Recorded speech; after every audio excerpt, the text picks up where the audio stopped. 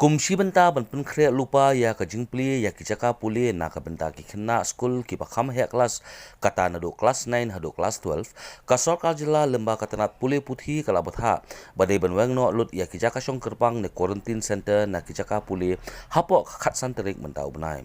Umentri katanat puli puthi ka jilla uba lakmen rumbui habakran baklap thai khubor hinden ka atarik unai lor ulong bakat kum ka jingpin bana jong sarkar pedeng lemba katanat kampo yeng laong ba umpat sya play ya ki jaka puli hado ka lai pho tarik unai lur henry na ka benta ki class 9 hado class 12 on sha i khna banet jingo ya ki jaka puli bat ya kendu ya ki nang hikai jongki na ka benta banwa jingtip lakade ya ki kot ai jing hikai bat ki weide ki jingdon kam bat kan le kan long na do ka arpu wei tarik mentau bunai. So by 21st of September, all this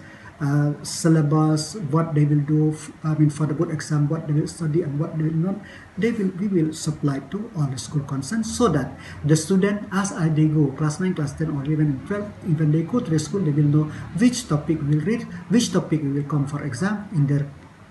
coming board exam. So we have already prepared. So as you are, I appreciate that you asked that question, that we have